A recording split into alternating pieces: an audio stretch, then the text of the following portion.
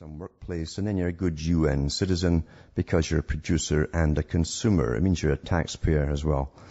And that's really what your purpose is, apparently, on the planet, according to those who set up the United Nations, and those were the Royal Institute of International Affairs and all the big bankers, as a front group for taking over the planet. And my goodness, they're actually doing it.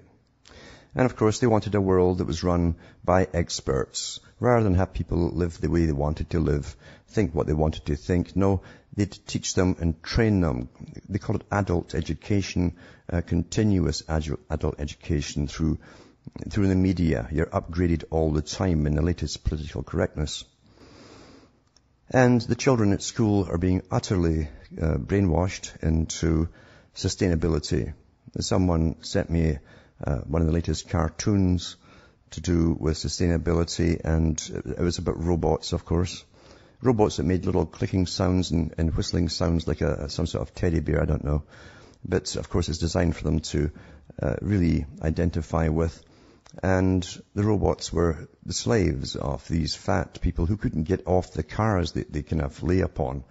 It was incredibly so obvious what it was meant to be. But that's what the children are fed today. And they grow up to be your little green police. And they're going to be utterly ruthless. You won't be able to talk to them at all. There'll be no compromise with them or looking for fairness. These characters are going to be vicious, believe you me, because they're really being conditioned beyond even what the Chinese conditioned their own people to be. A one-way street only, one-way thinking, that's it. And if you're having more than your fair share, as they'll say, of portions of anything, you're going to suffer for it. This is the training of the society for the new system. Been got on the go for a long time. It's just that people are out busy working or having fun. They're told to have lots of fun these days and leave all the big problems to the big boys at the top that are paid to do it. And when you're doing that, they really are up to so much mischief, you can't keep up with it. I was thinking last night, you could go on for your life and another 10 lives to come, just gathering data, and it's going to be pretty well of no use to you. See, it's not a lack of data that's the problem. It's a lack of concerned people. That's the problem.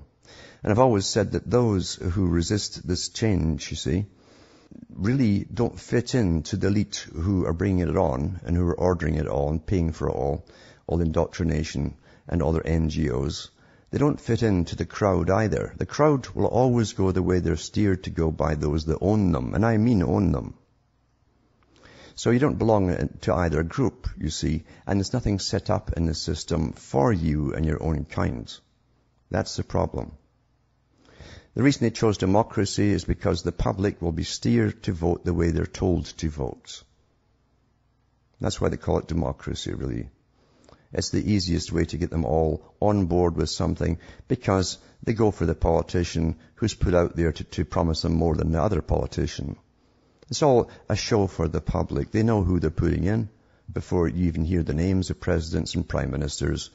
And they know their part in the agenda. They might not know much more than that, because everybody is told just enough for their own particular function and level. That's the real world. But, you can't go anywhere across the world today without this sustainability just hitting you in the face from 1,000 directions. Remember, as I say, a good UN citizen is a good producer and consumer. That means if you're only someone who's consuming, you're ill, you're disabled, or you're elderly, you're a bad citizen, obviously. You're a burden on society. So you're back to eugenics again. And the big eugenics movements that came out openly with Darwin, it was on the go before Darwin actually, but they came out openly with Darwin. And they used all his material that his father and grandfather had all written before him to justify why they'd have to get rid of the undesirable types in society. And they listed later on the cost of keeping criminals in prison, that type of thing. And all you have to do is to look around and realize the people who are advocating this eugenic system and really the eradication of the unfit, they all got to the top through slaughtering people. Well, how do you think the Rockefellers got to the top? By burning other guys' wells off and so on. They had gangs on the go. They're the biggest crooks of all. But, of course, they don't mention that part of it. They get to the top and suddenly their offspring are very, very acceptable to society, very prominent people, because they're stinking rich from all the loot that they gathered by killing off and getting rid of all their competition. So the world is run by criminals, really, dressed in suits and ties. I prefer the old type. They used to give you guys like Hitler or Stalin or Mussolini or Castro even, with a uniform on. So you knew you were under an authoritarian system.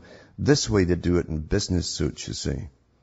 And you're getting the same thing via a business suit, telling the same things. Now, in the Club of Rome and others, they have said that democracy was too cumbersome. They couldn't get their agenda forward fast enough because of too many different parties all fighting each other, wanting different things. So they were creating a system of post-democratic governance. Governance is a term that's used everywhere. It's used through industry, it's through commerce, through the NGOs and all the writings. Governance. You see this overlap of big money, big corporations, and your governmental system. Governance, international, experts, again, involved in it, on board with it. But they also said, too, it would have to be an authoritarian society. And you're now under authoritarianism.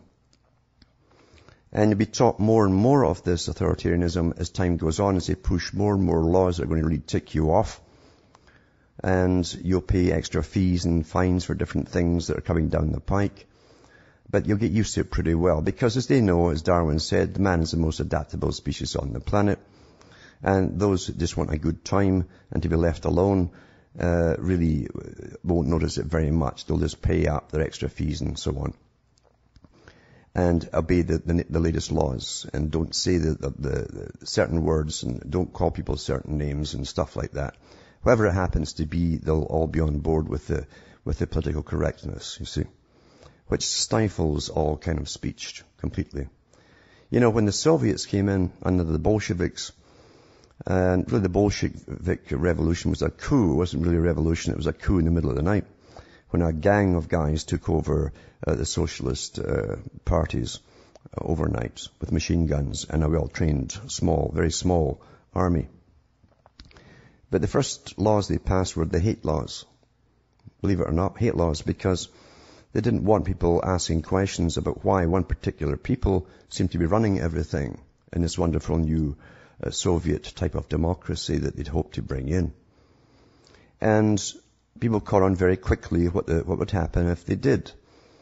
And when that happens, you really start to police yourself. And that's part of it too. You'll see this all through the UN writings and other writings from the big NGOs and the foundations, how they're teaching the public, training the public to self-police, as they call it. Not only yourself, but your neighbors, and even people you talk to next door or at school or wherever, they'll also police you as well as themselves to make sure there's nothing wrong with you. Because everybody's supposed to adapt to the new political correctness at the same time, you see.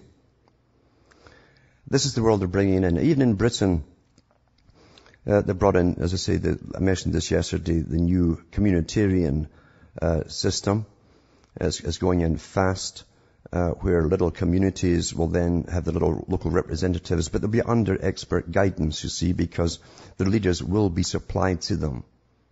Most folk in an area have no clue about how things work at all, financial or otherwise, and so they've already trained the leaders. They're already placed, implanted, embedded in the different areas to take over as the leaders. They'll be the ones who your locals will elect, and they'll go off to the federal government or to the local bank and ask for this and that and the other on your behalf, and you're left with the tab, as well as the national tab as well, to pay off. To get you all used to it, to make you think that you're all in it together, you're participating in your own future, but they call you stakeholders, and I went through that too. A stakeholder is not a shareholder. The Palestinians, for instance, are stakeholders. They have an interest and being there and trying to stay there and live there. The people who live in the Amazon forest are also stakeholders. They haven't gone forward. They don't know how or even heard of the United Nations to go forward and say, we want to be recognized as a nation with our own rights and so on. So they're stakeholders, but they're not shareholders. And that's why they'll get raped and pillaged like every other country that doesn't go off to the UN and say, please make us a state. And if the UN doesn't recognize you, well, that's it, you're tough luck. It's your fair game for anybody who wants to come in and take your land, which is always big commerce. And that's the real world. And there are thousands and thousands of these non-governmental organizations working all the time, round the clock, in shifts, full-time salaries, big wages to do us all in. And we don't elect any of them. Hi folks, I'm Alan Watt and we're cutting through the matrix. Just talking about the big system under which we live, and most people don't even know what their own governments are up to, and that's supposed to be that way because governments have never ever been in the business of being honest to the people about anything. It's like an art of chronology. It's been that way our whole life. It's been that for 100 years at least, in fact, in all countries. And the Soviet system were did it easier because it didn't have to pretend to try and give the people reasons for things. They just told them what to do. Well, that's a system we're going into now as well. They want us to jump into the new system. Whenever they say jump, we jump, or you get massive fines, or you get punishment. Very, very basic animalistic type of training, very Pavlovian, and that's what's coming down the pike. Now in Britain, of course, which is a flagship for the world, where all this started, they're bringing a civilian force along with the regular police to get them used to, especially young ones, to get them used to policing their own communities as civilians. Now, do you really want to live in that kind of society? And by the way, where is it written? Mind you, there's no real constitution in Britain for all that they keep talking there's a constitution. It's a verbal, it's an oral thing, which means it's completely elastic. But where is it written in anybody's constitution that the government can just get up and do this kind of thing with civilian policing? In other words, spies everywhere. Once you create that kind of society, you'll be scared to talk to anybody, even in casual conversation. And that's what it's meant to do. It's meant to make you start living inside your head in Orwellian fashion. And Orwell put it very well in 1984, the book that was written about this phase of the system before we go completely into the Huxleyan phase of Brave New World. Actually, both are on the go at the same time, but we have to get trained, really trained quickly through fear by the Orwellian type phase. And in Orwell's 84, everyone had to guard their thoughts, even their expressions on their face, because there were cameras, just like today, all over the place watching you. And I've read articles here before where they put in the programs already to try and detect emotion so that they can do pre-arrest. Is this person getting angry here? Is their jaw tense? Is that muscle twitching? Or whatever it happens to be. This stuff is already in use. For world safety and peace, you understand, as the way they push it. So we're all just a castle in the big scheme of things. Some are better than others. How on earth can people fall for it when they think that the left is for the working people? When they see who they put in there, the multi-millionaires and all the rest. What have they got in common with you? Nothing. And apart from that, their agenda is the same agenda. There's only one agenda between right and left, and it's been like that my whole lifetime, building up to the present, to this communitarian phase and sustainability as they train us that we're really awful, nasty beasts that are costing too much to keep us alive, according to what we put out in production. Therefore, we've got to just be sterilized and hopefully die off. And you will see generations coming up right now who will not have children at all. And immigration is already planned to be the way, it already is the way of keeping up the population in most Western countries. That the IMF will tell you that too. There's report after report coming out, and that's what they intend to do. Because we're all economic units, and apparently, and government's not there to serve us, nor business. We are there to serve it. We're economic units, and that's all they care about. Are you producing enough and consuming enough? spending enough money.